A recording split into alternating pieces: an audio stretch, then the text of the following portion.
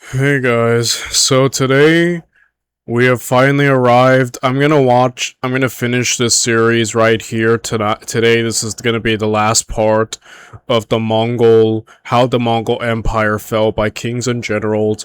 We'll be covering the Oryats, the Golden Horde, and how it all ended.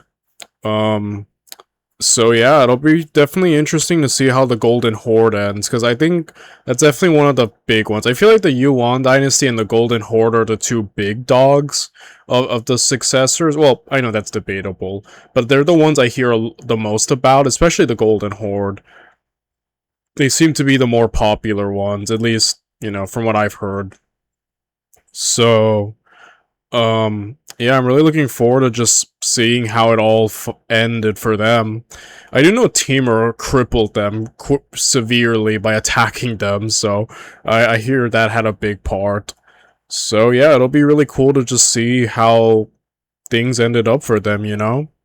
So yeah, if you want to watch the original video by the Great Kings and Generals, the link is down in the description down below. And if you want to help support my channel in any way, shape, or form, feel free to like, comment, and subscribe. It would really help my small but humble channel out, and I would appreciate it very much, thank you. With that said, and now without any further ado, let's get to it. Let's finish how the Mongol Empire fell. Even after their flight to Mongolia, the descendants of Toghon Timur Khan continued to claim they were the legitimate rulers of China, and that the Yuan dynasty in fact was continuing unabated, though for historians this state is known as the Northern Yuan. However, by the start of the 15th century, the Yuan Khans, even in Mongolia, were reduced to puppets by the rise of the Oirats, whose leaders were not descendants of Genghis Khan. Throughout the 1400s, Mongolia was ruled by the Oirats, who maintained Chinggisid figureheads. Some of these figures were quite powerful, and launched vicious assaults on the Ming dynasty. In 1449, the Oirat leader Esen Taishi captured the Ming emperor in battle and laid siege to Beijing. The Ming survived the crisis, but their fear of the Mongols was renewed, which prompted the expansion and construction of the Great Wall of China as we know it today. In the 1500s, a descendant of Genghis Khan named Dayan Khan succeeded in reuniting Mongolia under Chinggisid leadership, and so it would remain until the mid-1600s, when both Mongolia and Ming China were conquered by a new power, the Manchus, who would establish the final imperial dynasty to rule over China, the Great Qing. Oh wow. Having now covered the other Mongol states, we now turn to the far west, to the Ulus of Jochi, the Golden Horde. After Mongol rule was firmly established over the western steppes and Rus principalities by the 1240s, the successors of Batu were unassailable.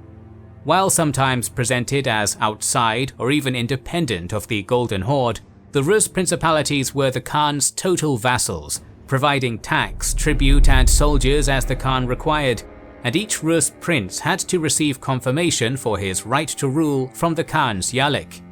Firmly supported by both the Rus princes and the Orthodox Church, after the 1250s there was minimal resistance to Mongol authority in the Rus lands.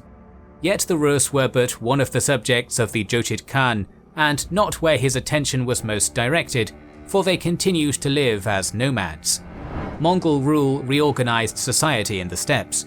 They brutally enforced a new organization, where all the peoples of the steppe were divided into uluses or patrimonial peoples. Grouped into units of 1,000 and further subdivided, all of these uluses were allotted to the new Mongol elite, the Alten Urag, the princes of the line of Genghis Khan, and the Noyad, the military leadership. Each ulus was given its own grazing grounds and natural resources. Transfer between units was forbidden, and they were forbidden to use another ulus's resources. The revenues from the uluses, in the form of the products of their herds, went to the Jochid Khans. In this way, the Mongol rule over the steppe was maintained, and the Chinggisid elite spread amongst the Turkic population. Oh wow. It proved a remarkably effective system for maintaining stability and preventing native rebellion. The Jochid Khan in this way could keep track of his manpower and resources of the Khanate, and trade could travel easier without fear of being raided by a Kipchak chief. Another byproduct was the steady growth in the population of the steppe and the Rus principalities. Under Jochid rule, numerous settlements were established. Over 100 are known archaeologically and from written sources. While many of these must have been initially quite humble, and the capital of Sarai at its inception perhaps just thousands of felt tents, gurs, as the population grew, nomadic encampments turned into permanent cities, with rectangular districts of suburbs and craftsmen emanating from central squares. The archaeological remains of the largest of these, Sarai al-Jadid, stretches for 7 kilometers along the Aktuba River, and at its height in the mid-14th century may have held some 75,000 people. The 13th century was a climatic optimum. This is quite the interesting development, I must say. Like I said, I feel like another theme that we've been really diving into this part, into this overall Mongol series is definitely, granted, they are nomadic still, and obviously in the steppe still identifies that, but I feel like a big transition point from being nomadic, onward definitely is the city aspect, right? When you start building cities, it does kind of, in a sense, desaddle you in a sense. And yeah, just seeing this system of like how everyone has their own group and they gotta stick to it, you know, for trade, for manpower, in case he ever wants to take a census or whatnot, is a very interesting development, I must say. In the steppe, of warm and wet temperatures. Political stability allowed an expansion in agricultural production to supply these massive cities. In addition to the millions of sheep, goats, cattle and horses the nomads supplied cities with, so too were more lands cultivated. Various kinds of wheat and millet were extensively cultivated in the Ukrainian steppes, and the Golden Horde was a primary regional exporter. Slaves and horses were also important exports for the Jochid state. The excellence of the Jochid horses saw many thousands sold yearly from the Rus to India. The Golden Horde was further enriched by great overland trade. Wares from China and Egypt are found in the remains of Horde cities, and industries within these cities developed around supporting and providing for the merchants who led this caravan trade across the Mongol Khanates. Jochid Khans encouraged trade through low customs duties and transplanting Rus and Kipchaps to rivers to permanently man ferry crossings. The Golden Horde's golden age was reached in the first half of the 14th century. Yeah, off the bat, this video is definitely nicer than the last one, because I feel like the moment we kicked on the Yuan dynasty, everything was falling apart from the get-go. Yesterday when we looked at the Yuan dynasty portion of this series. By comparison, the Golden Horde seems nicer. At least like things maybe were going a bit better for a bit. But again, with these videos, I'm always waiting for the gut punch. Like, when does everything fall apart? And I believe Timur might have a part to play in that, and, you know, later on, hopefully. But, yeah, so far, like I said, the Golden Horde, due to, I guess, its steps location and whatnot, definitely probably had one of the easier times of, like, still kind of keeping a part of their original heritage and nomadic ways, but again, there are changes being made and whatnot, but you know what I mean? Like, there definitely is, like, so far, the culture clash isn't as prevalent, at least right now, as it was in the other videos, where they were trying to assimilate in other areas, like China, or Syria, or, you know, the Middle East. So, that's interesting, and I think it's because of their location in the upper steppes and whatnot, that they might be having an easier time, you get me? I don't know, I mean, granted, we'll see everything, how it'll go. I don't think it'll stay good forever, but just so far, you know what I'm talking about? Things seem to be going awfully well. during the 30-year reign of Khan Özbek. In the final years of his life, the good fortune of the Jochid Khanate began to ebb. Environmental data indicates a steady decrease in precipitation in the steppe beginning in 1280 and dropping precipitously after 1320. In already dry steppe grasslands, this led to less productive pastures and desertification. For an economy and population that still relied on their great herds of livestock, an upset to the steppe biome pushed many into destitution, and they sought shelter in the Horde's great cities. Further woes came as the Caspian Sea. Okay, the natural disasters are starting to affect, like with the Yuan dynasty mentioned, the Great Winter, the second little ice age. So, you know, it seems like now natural disaster is starting to affect, even here now. Rose. The Italian geographer Marino Sanuto wrote in 1320 that it rose by a hand's breadth every year.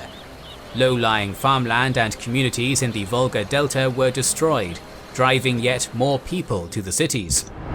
The disintegration of the Ilkhanate and the Chagatai Khanate in the 1330s unraveled the overland trade which had helped enrich the Jochid cities. The greatest disaster came just after Özbek's death, when the Black Death struck. Overpopulated and undersupplied cities were... Yeah, I remember this when we were covering about the Mongol Rus Wars. I remember kings and generals mentioning the Black Plague and how it affected the Mongols. Yeah, again, natural disaster is starting to now play a hand in the fall of the Mongols, the Yuan, and now the Golden Horde itself. Ravaged. In Crimea, one source speaks of 85,000 dying of plague there.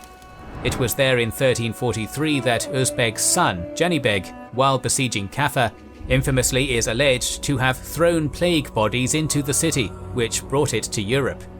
Rounds of plague would strike repeatedly for the remainder of the Horde's history. The nomadic population suffered less than the urban, while the steppe itself could act as a barrier. The plague only came to the Ruslands in the 1350s, from contacts with Europe rather than the Horde. On Janibeg Khan's death in 1357, the dynasty's luck ran out. In quick succession, his sons killed each other, and by the start of the 1360s, the line of Batu was extinguished. Dang. The door was opened for any claimant descended from Jochi. During the next 20 years, over 25 men claimed the throne. Some are only known from coinage minted in their name.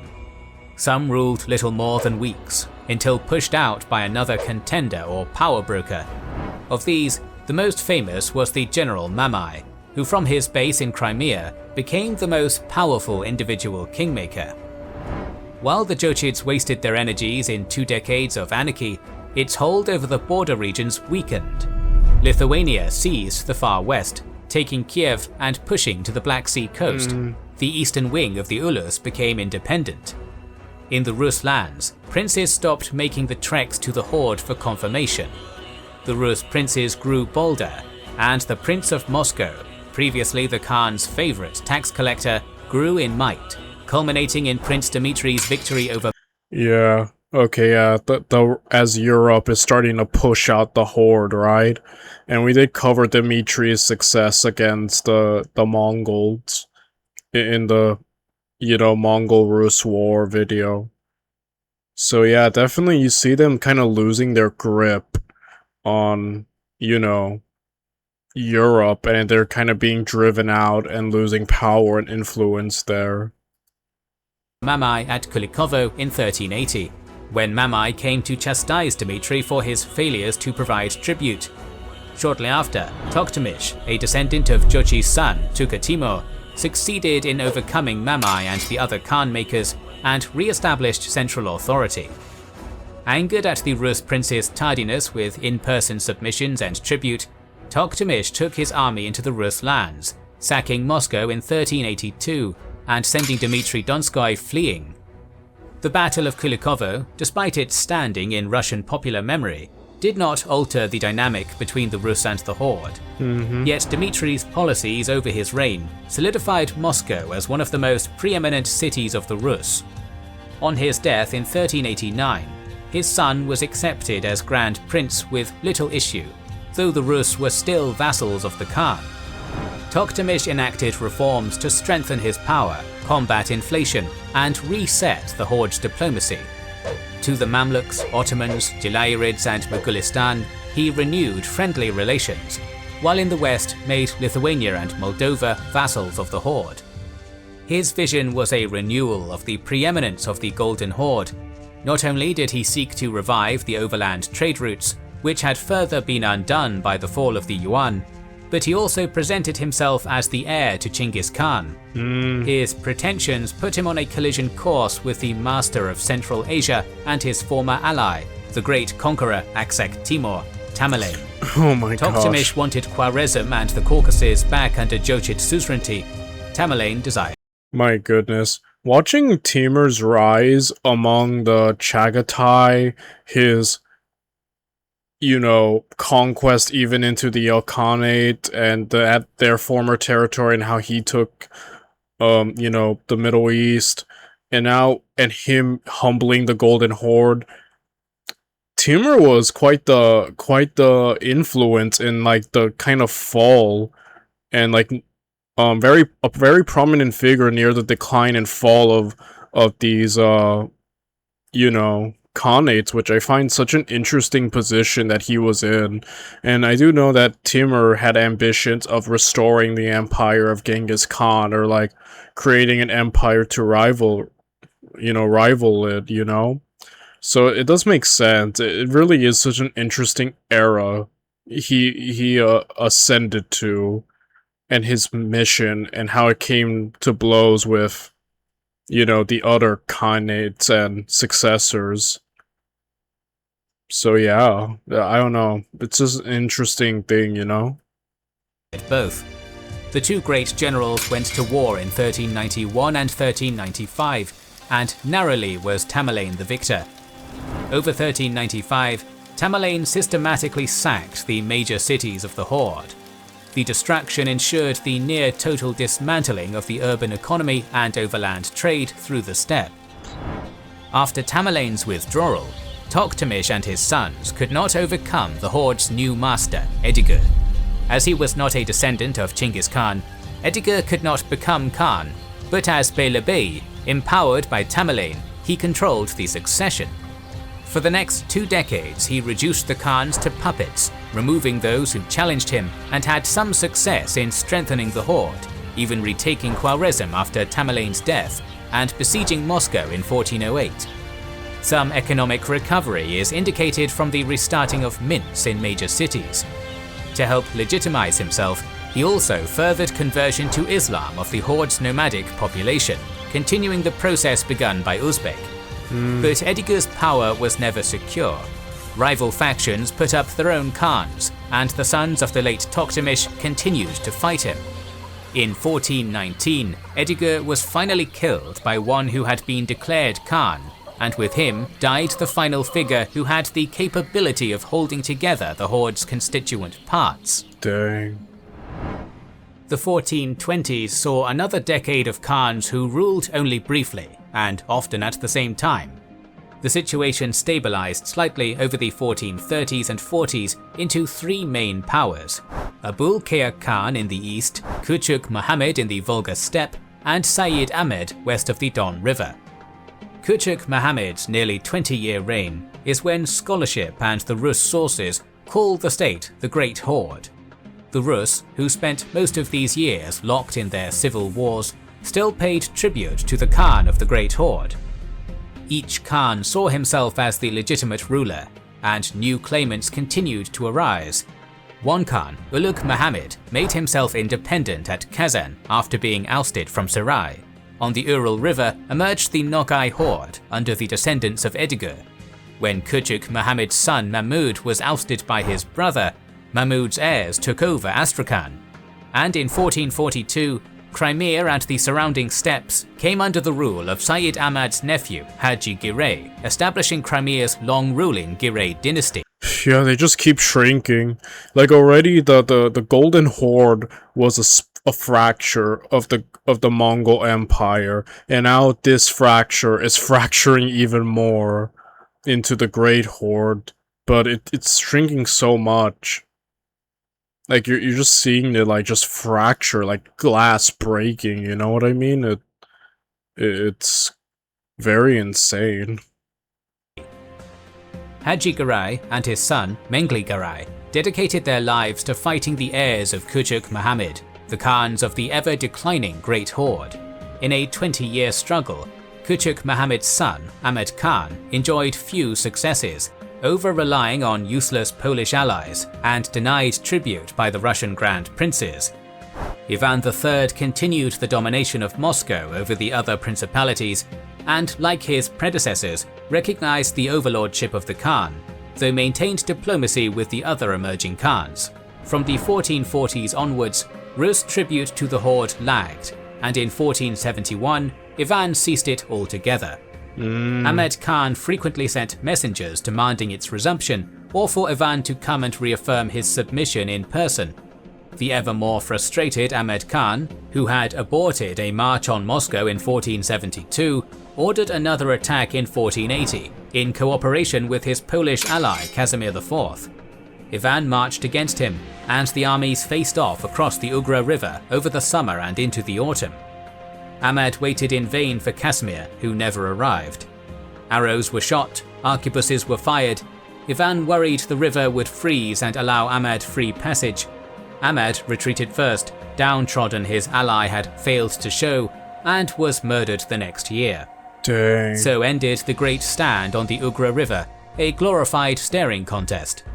Only centuries later did Rus chronicles see it as marking the independence of the Rus. It did not directly affect either party's standing. 20 years later, Ivan sent a message to Ahmed's son and successor, Sheikh Ahmed Khan, inquiring about resuming their earlier relationship in the midst of a fierce round of struggle with Lithuania, while tribute under different names would continue to the Crimean Khans. After Ahmed Khan's death, his sons attempted to act as co-rulers, but were soon at each other's throats. Sheikh Ahmed emerged the victor, with futile dreams of reuniting the Horde. His cousin in Yeah, that's not happening. Yeah, already the Horde's kind of just falling apart. Astrakhan defied him. Ivan III of Moscow allied with Mengli Girai of Crimea against him. Efforts to bring Lithuania into a military alliance failed. Rounds of plague and bad seasons brought further misery. Harsh winters and poor grazing killed thousands of livestock every year of the 1490s. Famine weakened his forces, destroyed his herds, and caused thousands to flee to neighboring khanates. Sheikh Ahmed led his underfed and weakened army in one last gamble, seeking to push west of the Dnieper for greener pasture in winter 1501. Trapped by a vicious snowstorm, his demoralized army suffered for months, and many deserted to Mengli Girai. Already depressed from the failure of the Lithuanians to arrive, Sheikh Ahmed watched the last of his brothers fall ill and die. As Mengli Girai summoned the entirety of his forces, the last of Sheikh Ahmed's will broke, when his own wife abandoned him with much of his family and remaining. Oh, that is sad. Oh, this dude is broken. I feel bad for him. That's like really sad. He literally got abandoned by everybody. It didn't help that he made some really bad decisions and blunders, but still, dude, there's something like really tragic about that. Yeah, I kind of feel really sad for the poor guy. You know what I mean? What a miserable way to go. Troops. When Mengli Girai met Sheikh Ahmed near the Dnieper in June 1502, the Khan of the Great Horde was caught with a paltry 20,000 men. Chased from the field, his ordu looted, Sheikh Ahmed Khan spent most of the next 20 years in Lithuania as a political prisoner. So, according to traditional scholarship, did the humiliating career of the final Khan of the Golden Horde end. Historians like Leslie That's sad. What a not a great glorious way to go, right? For the Golden Horde, it very much is just, yeah, it went out like a really sad, pathetic kind of way, you know? Collins have demonstrated, though, how Mengli Garai began to style himself as Great Khan of the Great Horde, a claim recognized in diplomacy by his Ottoman overlord, the Rus, the Poles, and Lithuanians. It seems to contemporaries the Great Horde did not end in 1502. The throne was simply taken by another branch of the dynasty, as had been done dozens of times before, only now based in Crimea. The power of the Giray Khans grew considerably, and by the 1520s, Mengli's son, Mehmed, raised candidates onto the thrones of Kazan and Astrakhan. The brief rise was cut short by Mehmed's death by Nogais, launching a succession struggle that led to the Ottomans taking greater control over the Crimean succession. Meanwhile, the alliance with Moscow frayed, and the princes of Moscow, particularly Ivan IV and his crusade-minded advisors, were now masters of the Rus. Yeah, Ivan, he's also called, I guess, more, you know, he's called Ivan the Terrible, and there are stories about some stuff he did, you know? Yeah, so a very interesting figure. I know who Ivan is, though I know him as Ivan the Terrible, you know? Another really interesting guy. And were eager to gain access to the Volga trade, taking advantage of the weakness of the Volga Khanates. In 1552, the first Khanate, Kazan, fell to Ivan's armies. Astrakhan followed in 1554. The powerful Crimean Khan Devlet I Giray sought to halt Moscow's expansion with yearly raids, and in 1571 even succeeded in capturing and burning down Moscow, but this was followed by a humiliating defeat the next year. The Crimean Khans reluctantly ceded control of the former Golden Horde to Moscow, which soon stretched deep into Siberia. Over a century of continuous warfare had left the Russians nothing but depopulated, weakened Khanates to pick off one by one. Only to the south did the Crimean Khan's armies stop Russian expansion.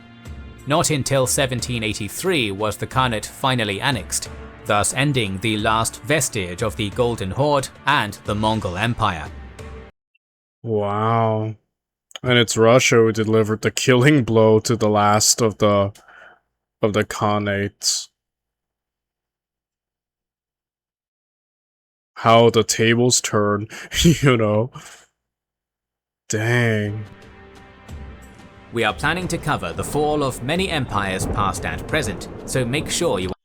So that's it, my friends. That's the end of the Mongol Empire and all its branches. I have to say, I knew about the Mongol Empire in terms of it being the largest interconnected land empire to ever exist, from, you know, East Asia all the way to basically Eastern Europe. And, you know, and though it didn't last too long in the grand scheme of things, it was still such a unique way to see how this nomadic group of people conquered a large portion of the world, integrated, you know, broke apart, integrated and assimilated in some areas, and fell victim to the same, you know, trends that we see with the fall of other empires, you know, at the end not exempt from the rise and fall of any empire. And then, you know, fell. And yeah, there was something real. I really loved this series. I loved learning about all the ways that these branches fell, how the empire fragmented, and just seeing how, again, the Mongols as we know them, I obviously had thought about them at their peak when they were this invincible killing force that no one could fully stand against. And you see that aura of invincibility just completely break as the failed invasions, as other powers got smart to fighting them, as they began to collapse within themselves, the civil wars, the natural disasters. the the early deaths, just a great tale overall, you know?